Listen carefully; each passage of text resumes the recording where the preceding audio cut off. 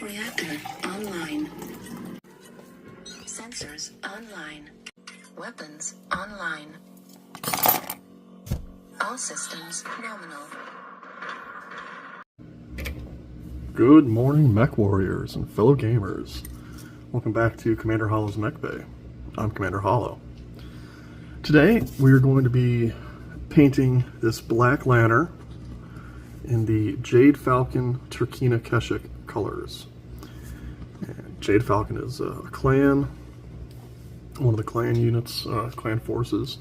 The Black Lanner is a very popular unit with the Jade Falcons, and I don't think it's used exclusively by them, but it is mostly used by Jade Falcon. So this seemed like a really good unit to select for this painting project. I've got a couple of units here that I did a little bit of practice work here. Both are baboons or howlers, and this is what we're looking for. Now, if you look up the description of this paint scheme on Camo Specs Online or camospecs.com, it says that the colors are turquoise green with lime green accents. Then a pearlescent glaze is added to make the armor more dynamic in its color. So I, wanted to practice this a bit, so I tried it. The one here on the left has the glaze finish on it. The one on the right does not. It is just the matte acrylic paints. So I know I really do try to stick as close to, try to make it as authentic as possible, but I gotta tell you, I prefer the unglazed look, so I think that's what we're going to be doing today. Just going with the unglazed. So yeah, let's just jump into it. To do this, we're going to need, well, to do the first part we're going to work on today, we're going to use 3 different paints. Let's see if I can organize them and not drop them on everything. We're going to use a base coat of this grass green matte acrylic. We're then going to apply a kind of a heavy dry brush of the desert turquoise from Deco Art Americana, and then the folk art lime green for the accents. And of course we've got some metallic for the exposed metal bits. This is a new one. I found this Deco Art Metallics. This is zinc, and it's a little bit brighter than the gunmetal gray that I use, that I've used on previous units, but I've never picked this up. I thought I'd give it a shot, and I think it works pretty good. It's not silver, but it has a nice, it's somewhere between silver and the gunmetal gray, so I think it works pretty good for it. So those are the colors we'll be using today. And something else, I also trying a different camera angle. Had some great feedback from the first couple videos, and one of the things I heard was people wanted to see what I was doing a little bit better. So we're trying a different camera angle. Hopefully this will prevent me from drifting up off camera again, as I tend to do in some of the first videos, but we'll see how it goes. Since we got everything organized here before we jump into it, one thing we are going to do is we are going to incorporate some of the blacklight reactive paints into the cockpit to give it a nice glow for nighttime. We can do a little test here. Let's see if we got a camera to focus, and you can see the cockpit on the baboons has a nice glow to it. You can also see a couple of other units in the back. You got a Phoenix Hawk I did in the style for the 1st Ghost Regiment. I think that came out pretty nice. Love the way that cockpit glows. And then this one is This is one my son did. He wanted to use some of the neon paints to paint a unit, so he got him a wolfhound, and he went to town on it. I don't know. I think it came out pretty fun. You know, he's 4, so I'm just impressed he can handle it. So, anyways, let's get back to it. Let's put some lights on. Part of the darkness here. Okay. So, let's start off with the grass green. Mix this up a little bit. Let's zoom out so we can see a little bit of the workspace here. Okay. And I think we'll start off here. We're not going to need a lot.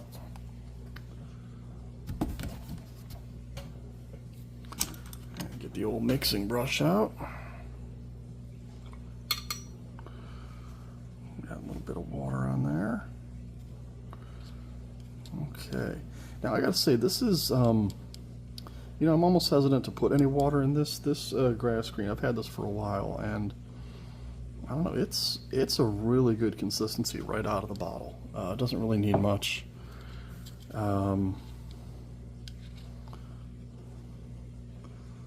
gonna give it a nice spin, and I don't know. Someone asked me, why do I spin the brushes when I'm mixing the paint, and it's because there's usually a fair amount of water still trapped in the brush, and by spinning it like this and slowly moving it through the paint, you know, I cause all of the paint to be exposed to that and to be mixed in.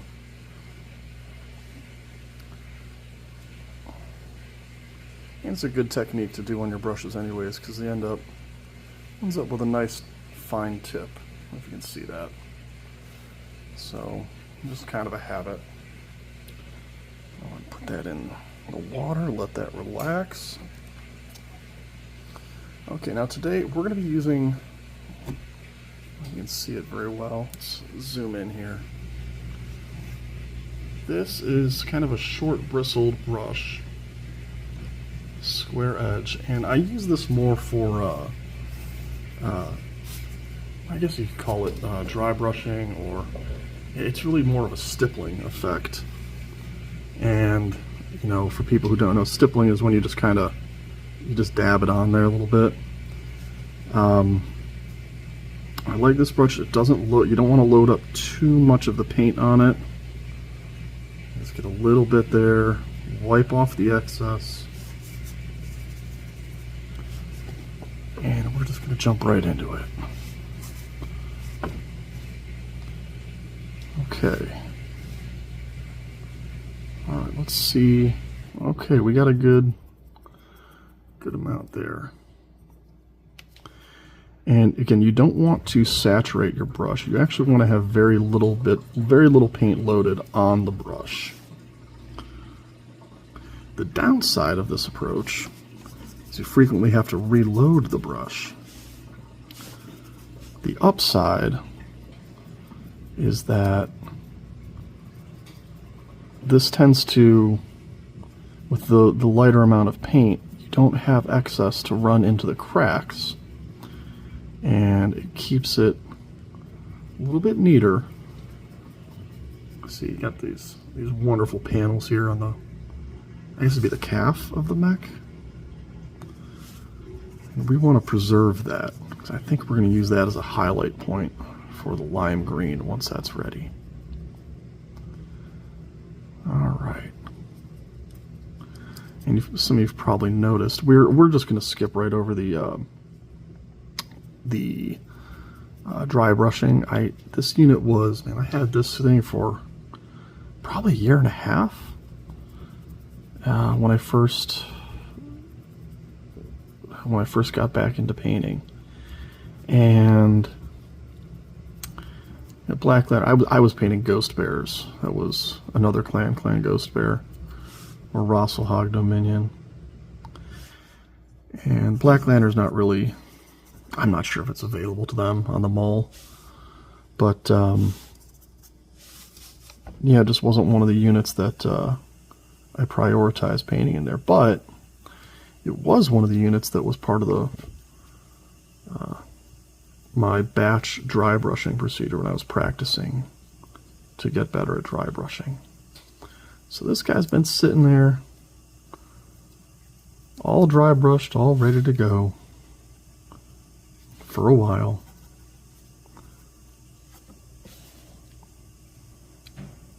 Yeah, but he's got a fair amount of company in the storage box, so I don't think he got lonely or anything. Okay. I'm going to make sure we get up here. You might also notice this has a blue color to it. This is different than the other units. Right now, most of the time I'm using a black primer.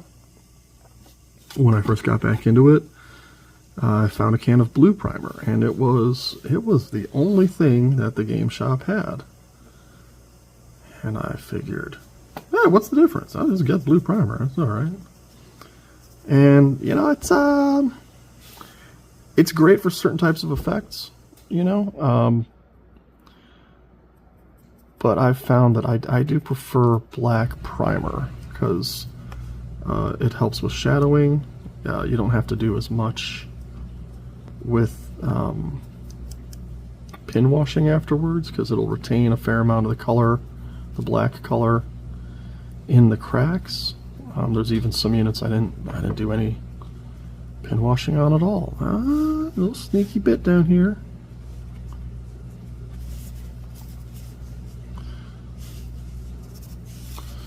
And so what I ended up having to do with these units that were that had the blue primer, I ended up having to apply a black wash to them, all over them. Not just pin washing, the whole unit, to get into the cracks. And I did that before I dry brushed any gray or white onto it. And I think it's a pretty good result, considering. I mean, sometimes we got to make do with what we have. It's nice to be able to go out and buy whatever specific color or tool you need. It's good to have a little bit of know-how, a little bit of make do. Let's go ahead and let's do this other leg first before we go on. Okay. Now you may notice that this is still kind of a thin coat. We're keeping some of the shadows and some of the highlights that are in here from the dry brushing. And that's because this is just meant to create a green base coat that we're going to layer up with other colors to achieve the desired color we want on the unit. And because I gotta say, if you look on camo specs, the colors that they use in the pictures it's kind of a bluish green, but it definitely tends more to the green than to the blue. And I had some trouble finding a paint that was right on point with it.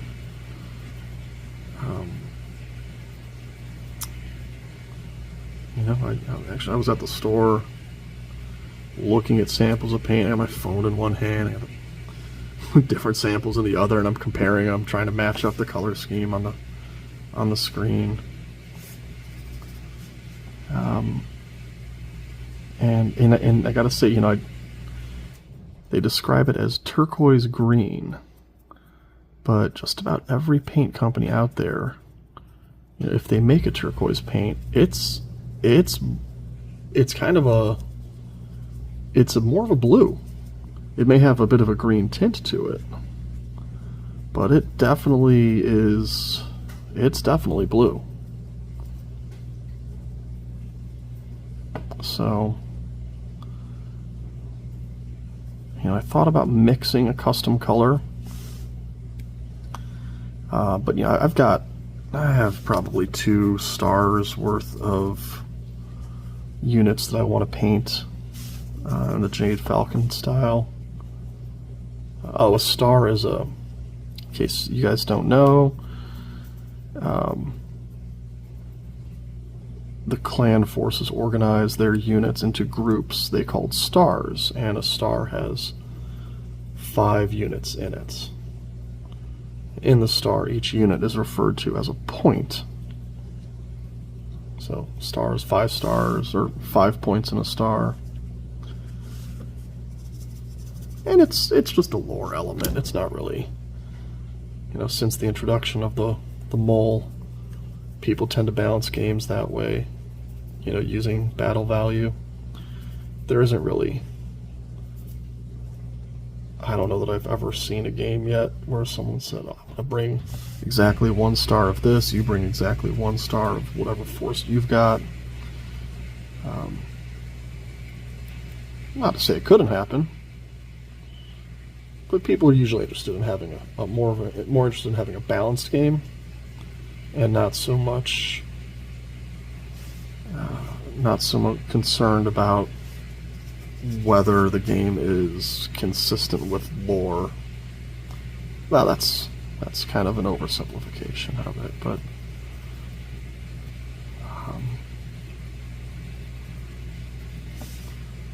yeah, at the end of the day, people want to have a balanced game because it's about having fun. About having fun with your friends, your group. I don't know, I hope your group is your friends. It's always better if it is. I always prefer playing with people I enjoy playing with.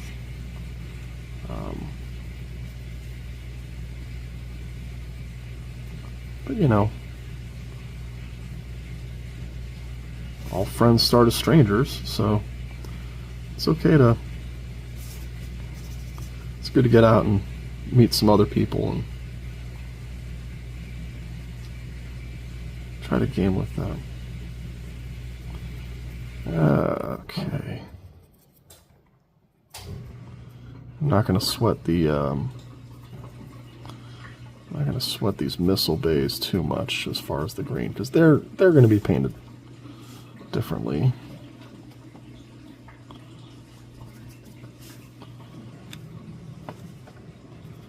See, we're just dusting a bit of color on there. Now for these, we're going to treat this as, I guess you could say it's a cowling for the gun, to imply that the tube of the gun travels underneath this part, but we are going to leave this section here. We're going to have that more of the reflective metallic, because that looks like a vent port, or I'm not really sure I'm describing it the right way. That looks like a protective cover with some holes in it to allow air to pass through, and that's usually done to cool the weapon.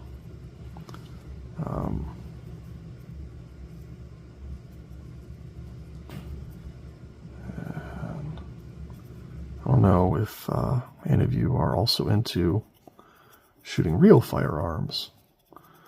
Or just looking at them online, but they're a great reference to help you figure out how you want to paint and decorate the weaponry on the mech.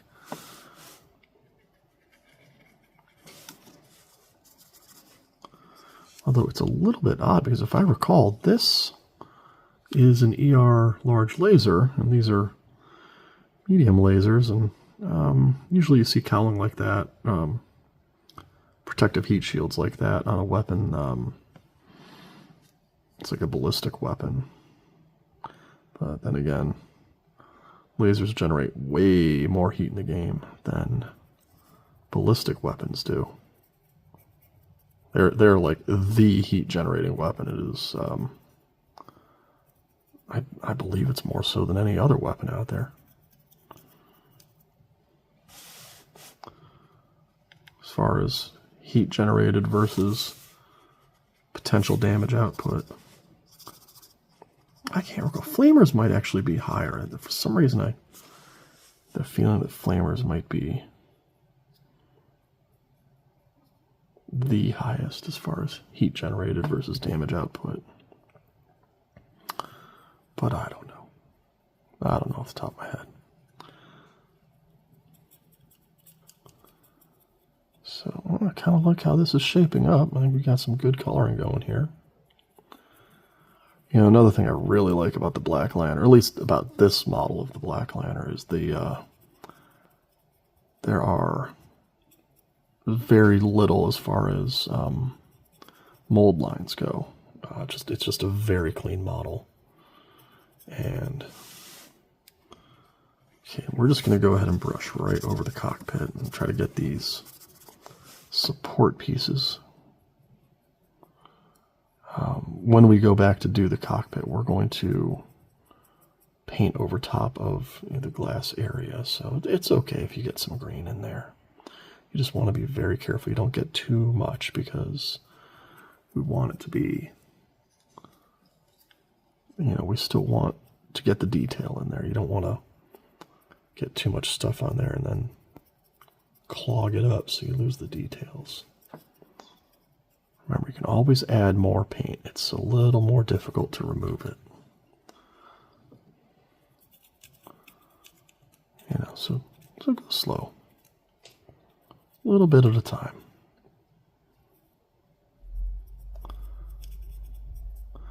Yeah, the Black Lanner's it's an interesting unit. It's a 55-ton mech, and I think the Black Lanner Prime, if I remember correctly, has a ER large laser. I believe it's ER medium lasers as well in the left arm, and then an SRM-6 and an LRM-10. And which is, a respectable loadout for a 55-tonner. What I think really causes the Black Lanner to stand out is the fact that it's equipped with mask. I mean, it's a pretty zippy guy already, even without that. But you put mask on this bad boy, and it can keep up and outpace several units that are like half its weight. So it's a great light mech hunter killer.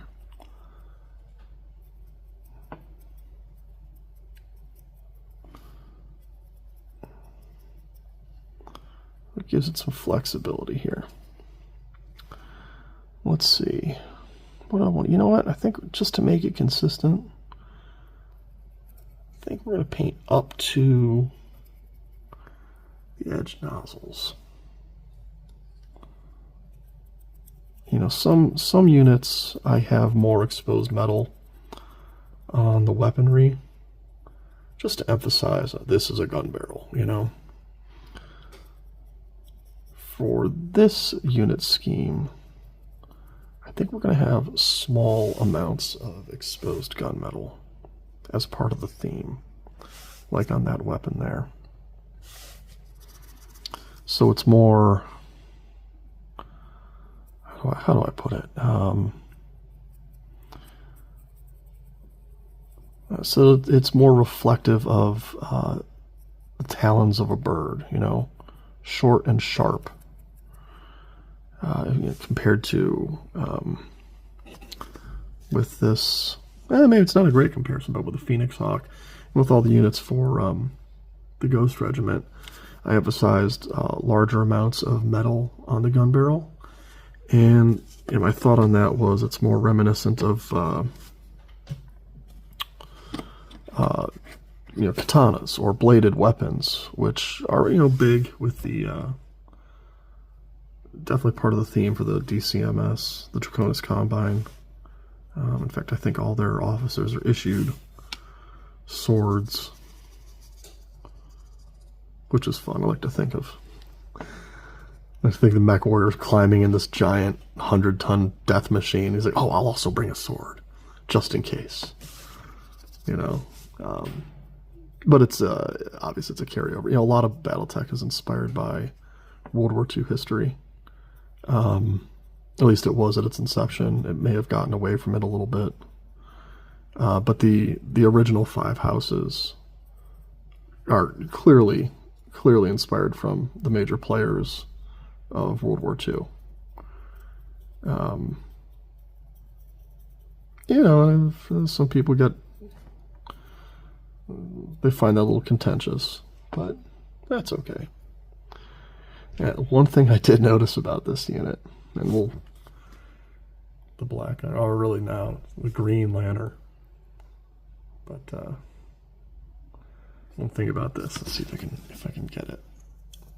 There is a slight molding error in the LRM, where one of the missile pods looks like some of the plastic drifted over one of the missile pods here. So, yeah, I thought about digging it out, but it's a mold problem. You know, it's or not a mold. Yeah, it's a molding issue. So it's not like there's a missile bay underneath it to dig out. It's just going to be more plastic under there, and I am not that good at whittling, I guess. So I don't really want to mess with it. So this Green Lanner is just going to have an LRM 9. And we'll just go with that. Okay. Well, I think we got this guy pretty well covered. You know, I'm going to just pop a little bit in here. Yeah. And I think I did it all. I'm not sure. Correct me if I'm wrong. I think I did it all without drifting up off camera at all this time. So, hey, let's take our wins where we find them. All right. Okay. Do a quick inspection. I think we got it. All right. I'll give this brush a little mix here. You can already see, I mean, the green is different. There's obviously a different, more bluish hue to it when it's after I've applied the second coat. But it's looking good so far.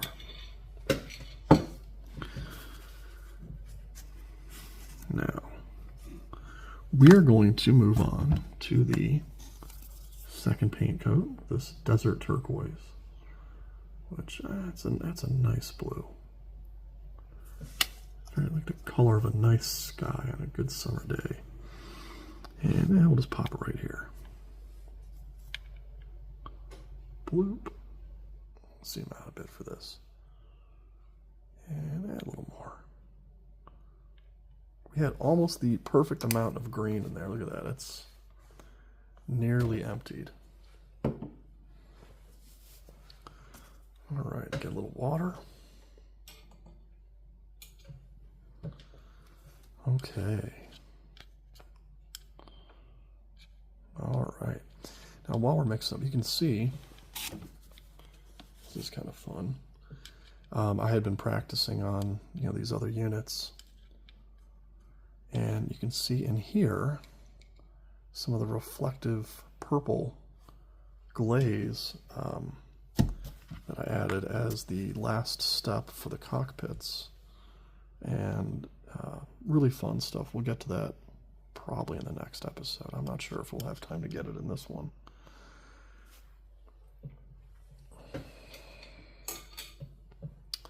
Fun stuff.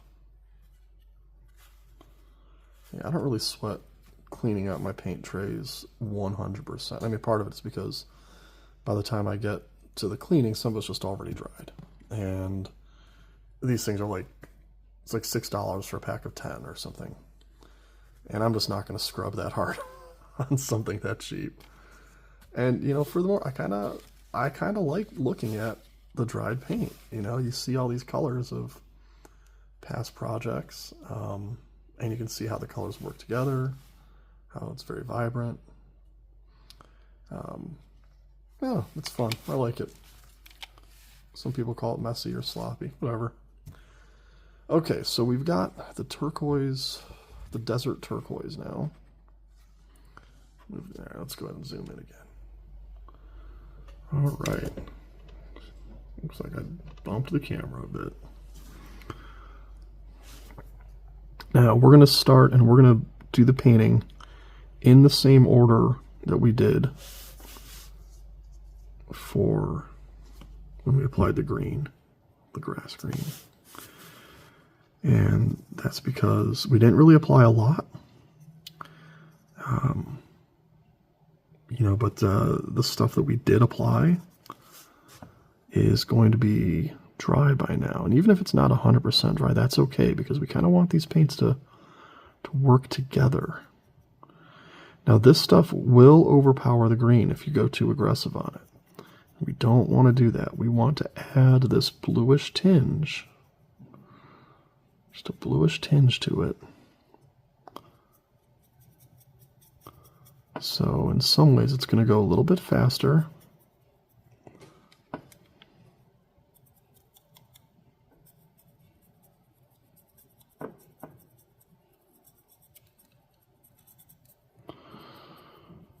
All right.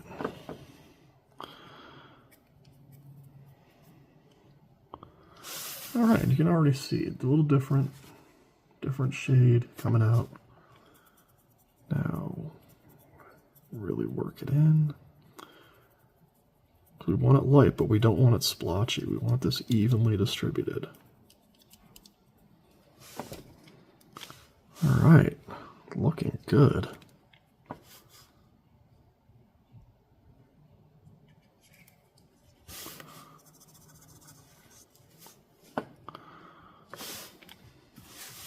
Move the paint back a little bit. All right.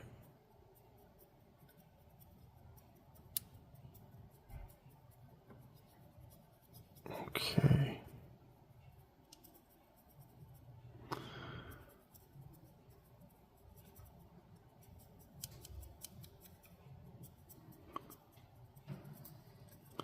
And again, make sure you get the undercarriage. Very important. Not as important as the top, but it's important.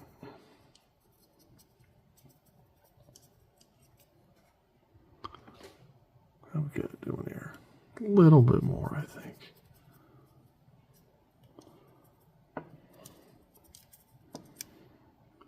You want to try to get the limbs to match as far as how much of this you're putting on.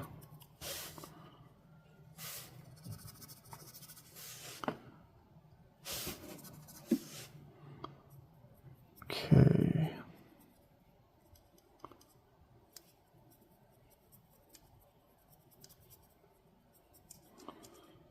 Just notice, I don't know if you guys were able to hear it, but I think the dishwasher was running. And I hope that that did not get picked up too much by the microphone. I'm just really aware of how quiet it is all of a sudden. It's kind of nice. I love those quiet mornings for painting.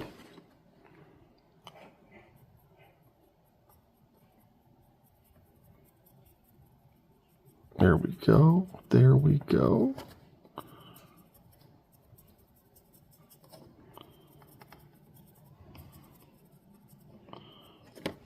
All right.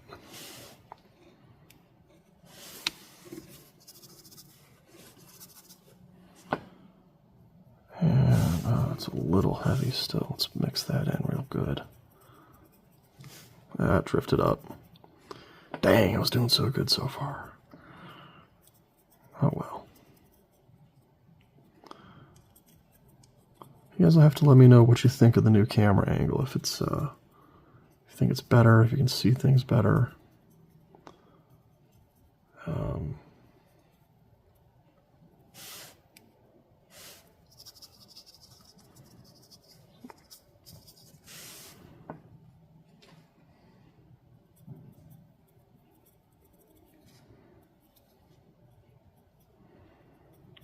Okay.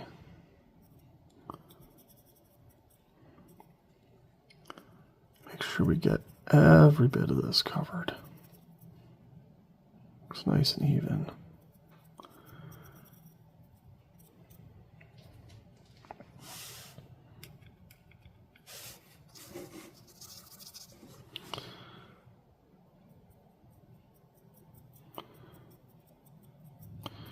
So what we're doing is applying just this thin coat of the desert turquoise on top of that base green, and the yeah, it just has a nice interaction here.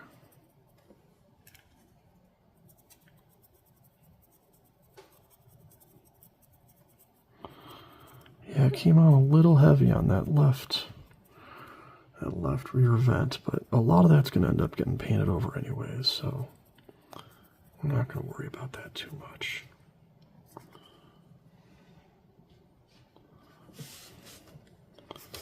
Do a little, oops, camera bump.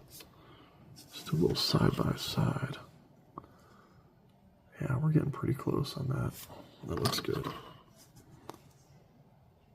I do think we need a little more on this gun. It's still looking more green.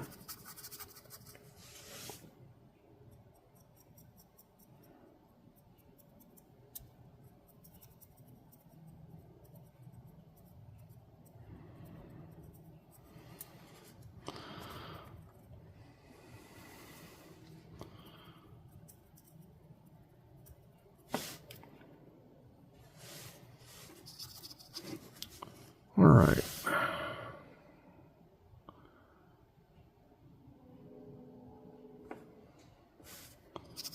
A little bit of that green in there still. Yeah, this right arm is been a bit resistant.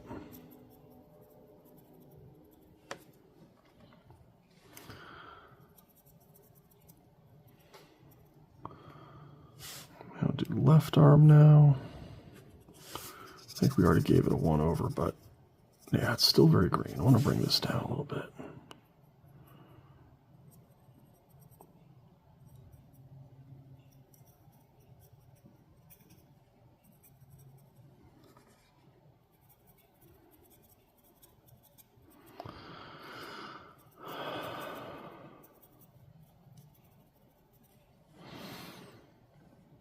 Okay, you know, a little sneaky spot.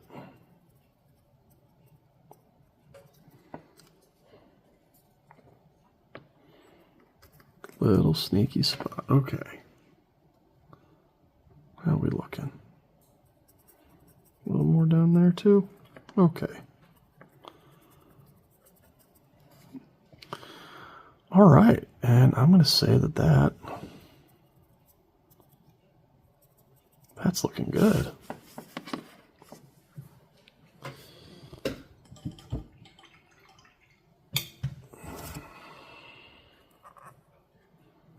right, we're just going to let that hang out in the water. All right, so we got this guy.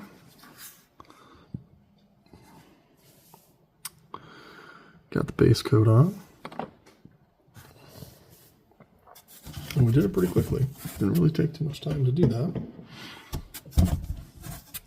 Now we're going to move on to the lime green accents.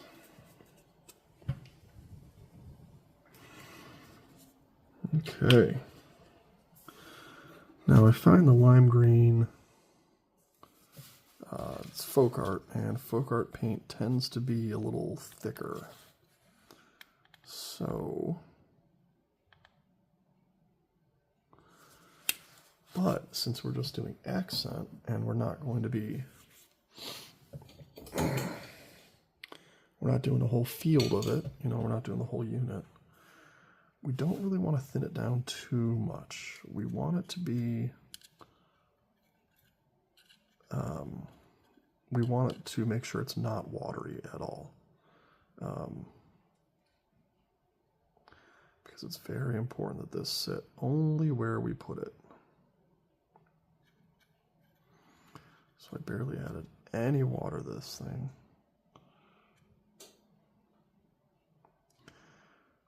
Generally, I don't like it if the paint stands up in a clump. Oh man, I'm not even on camera with mixing this stuff.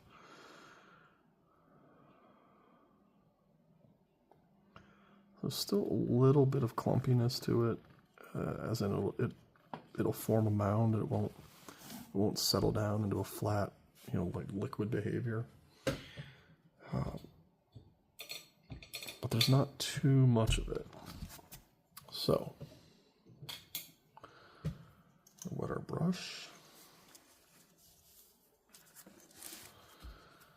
And let's see here. I already gave some thought about this and where we want to add this. So, you know what? Let's zoom in. There we go. There we go.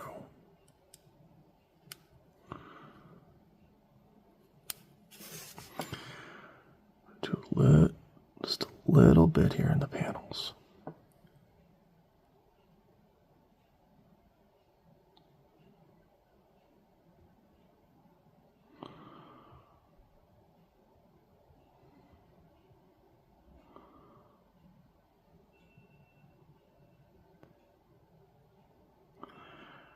You want to make sure it's evenly coated.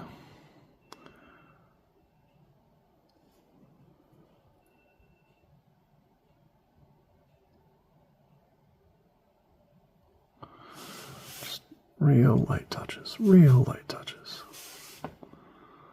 I think we're going to do some in here. Just to change it up a little bit.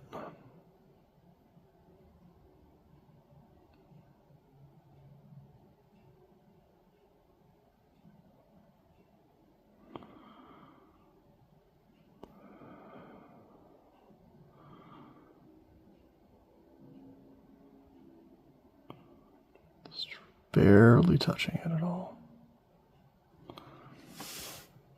And that looks sharp. I like that. All right, let's do the outside first. And we'll get in between them legs. Oops. Yeah, all right. And that's a little trick. If you accidentally touch some paint where you don't want it, you just wipe it right off with your finger.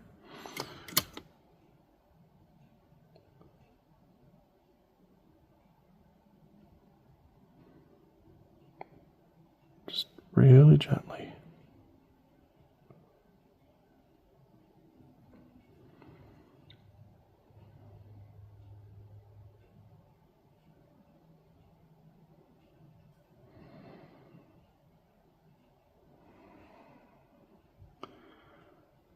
Hey man, it is tricky trying to do detailed work while also making sure that the mini is in focus on the camera.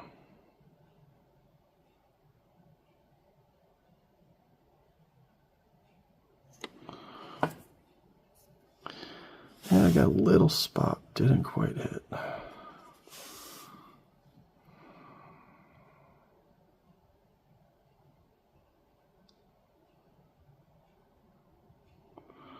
Here we go.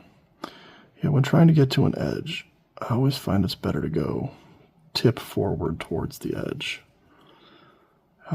You just have more control of where you're placing the paint. That looks nice. I like it. All right, let's do this little hip protector.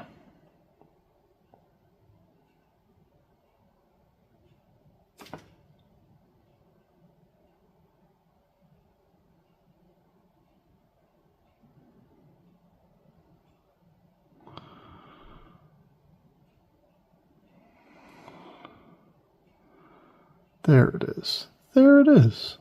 That's so nice. Just go slowly.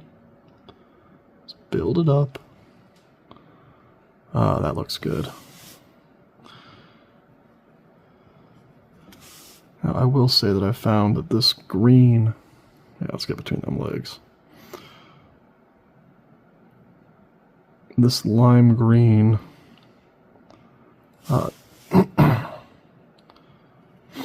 it does benefit from a little touch-up second coat.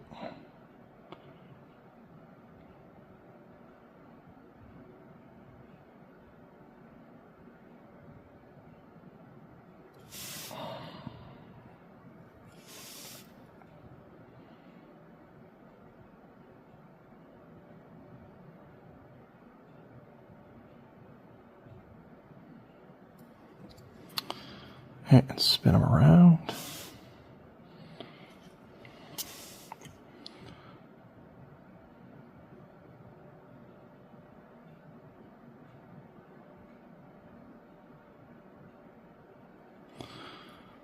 All right.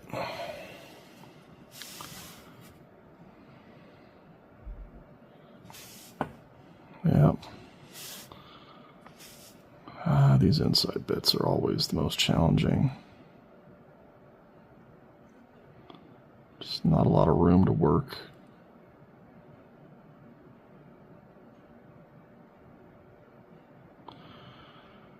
But I'm really trying to avoid getting it into the crack.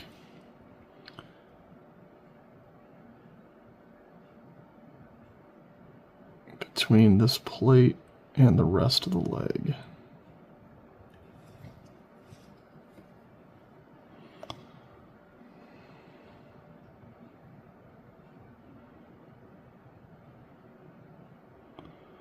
While also maintaining a good camera angle so you guys can see what I'm doing. There we go. All right, that's looking good.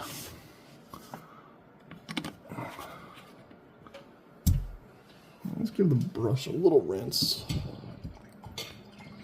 Make sure that paint doesn't firm up on it. We want to keep this brush nice and tight. Oh, you know, I didn't even talk about it. The brush we're using, doing detailing brush. This is the 5.1 that I cut. Talked about a lot in the first videos. Let's see now. I think we're going to do these top bits here on the shoulders. Yeah, these individual panels, they're just begging for some highlight.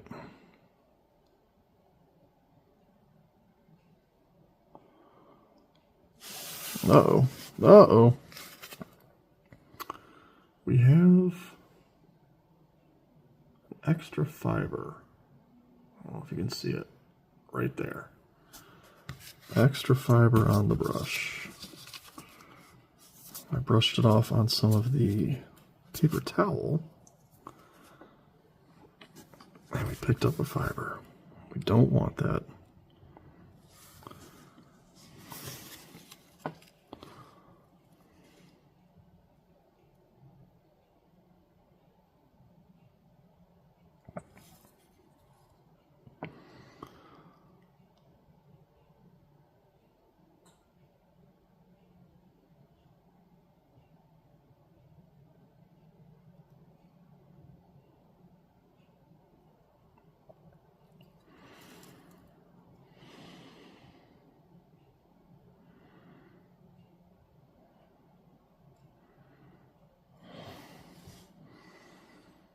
Yeah, that looks good.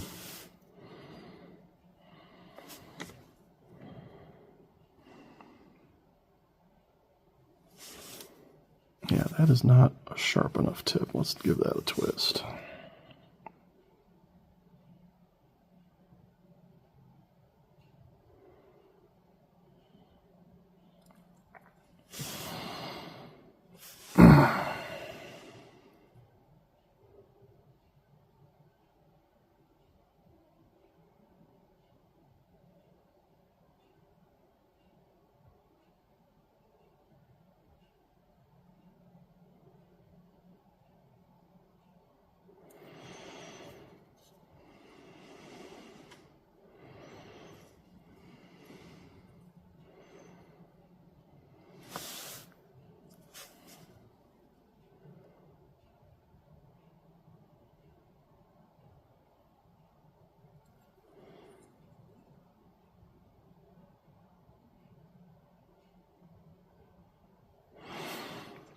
Very nice.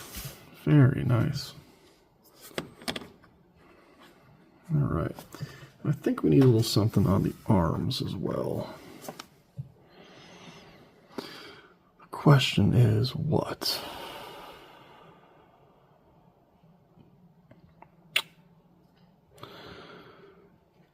Yeah, the asymmetrical arms do create a little challenge.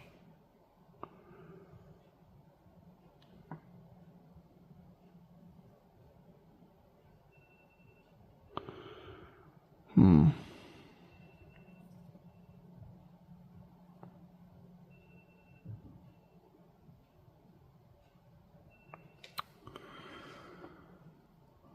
know, I want to get a spot where it's an accent. I don't want it to be super dominant. I think... I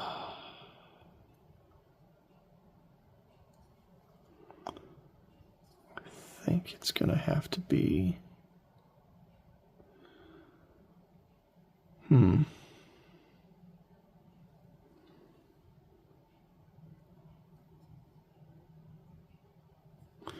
Well, I think on this side it's a pretty easy choice. And now just so you understand like my thought process here, I'm looking to find accent pieces that are similar in size to the accents we've done down there. I want it to be, you know, I don't want it to dominate the field of view. I want it to be a little like a treat for the eyes, just something to break up the pattern. So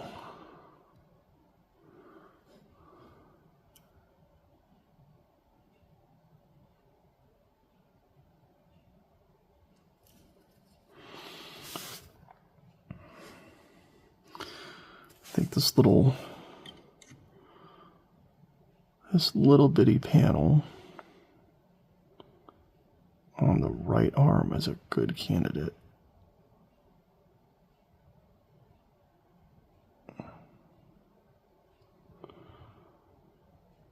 Okay. Yeah. Yeah, that's nice.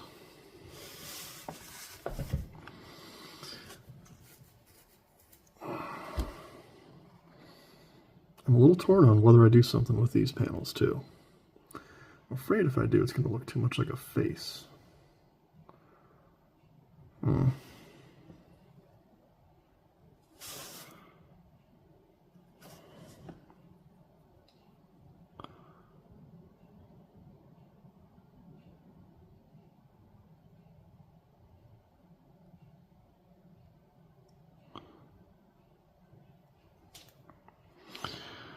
All right, now for this little side,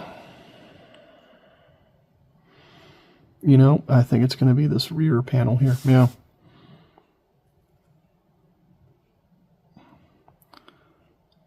Yeah, it's going to be this little section here. Oh, is it though? Yeah, you know what? We're going to do that. Let's embrace the asymmetry of this unit. And what's really selling me on this is by doing this one little section that happens to have facing. Well, this section faces the top, the left side, and the rear. So this little bit will add color to many different angles of view. You know, because as you're playing and you're moving around the table, you know, you don't always see the same side of the unit.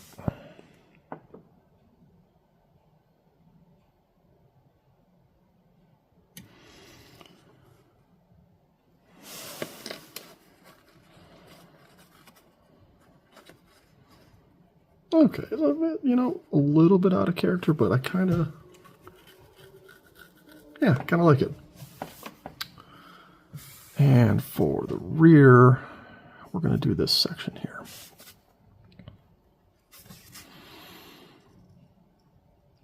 Yeah, when trying to select, you know, where I'm going to highlight, you know, I give thought to the different angles you're going to view the unit. And I want to keep, you know, the color ratios consistent for each angle. I mean, usually for at least for this style. I do have a few that, my Ghost Bears, for example, and I don't have an example here with me right now, but they have accents that are only viewed that can only be viewed from the rear, as opposed to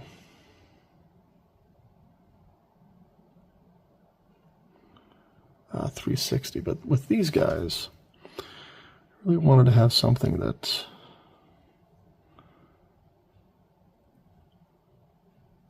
so that you're going to see a similar amount of lime green and the turquoise green, no matter what angle you're seeing it from. So we're going to have to do a little something here. I think just right here. That is, if we can pull it off.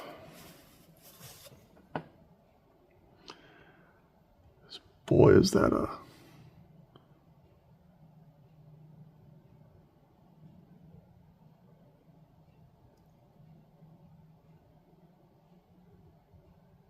Okay, now I'm turning the brush sideways.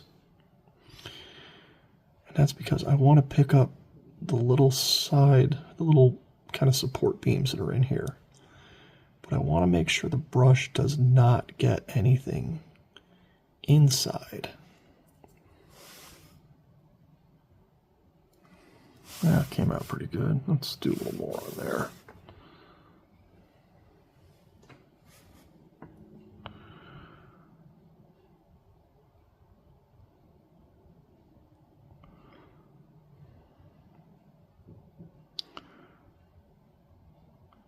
And that's one of the fun things about, if you're trying to do a Canon design, Canon paint scheme, and you're working off of camo specs, they give you the general description of how it's done.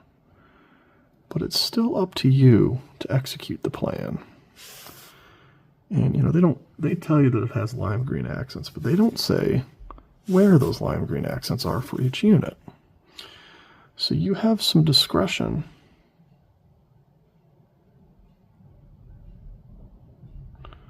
You have some discretion about how you want to paint the unit while still being consistent with the camo scheme.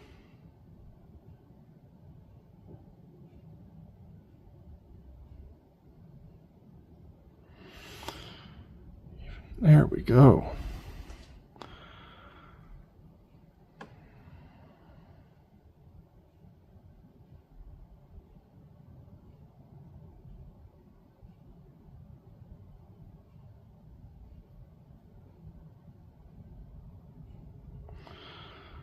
Ooh, I'm kind of regretting choosing this little spot here, man. This is a hard one.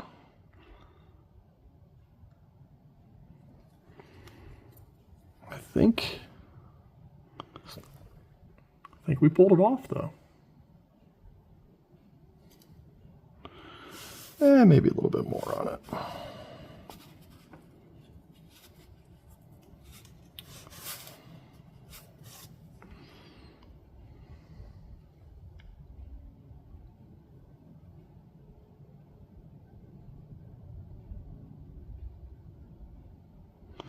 There we go. Just want to make sure we get that upper part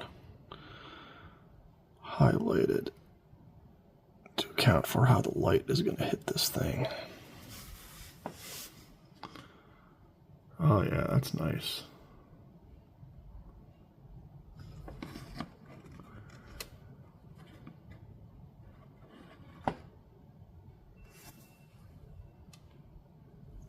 Try to get it to focus on that unit. But yeah, that is the first part of designing this unit. Painting the, and of course, one more camera bump.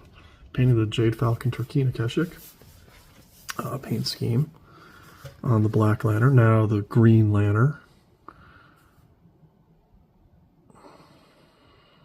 And boy oh boy.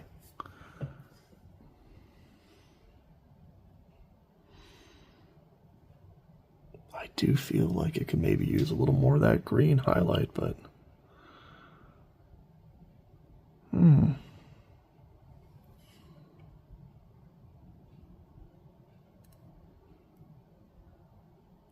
you know, we're gonna hold off. I'm thinking about trying maybe a little more green near the cockpit, but yeah, I just remembered we're gonna be painting the cockpit. It's not gonna look so bland, and I think if I put too much green, it'll just get too busy. So I think we're gonna call this guy done for now. And we didn't get to the metallic parts, but we can do that next time. So thanks again for tuning in. Hope you enjoyed it, and stay tuned for the following episode where we push a little more paint around on this guy. All right, we'll see you next time.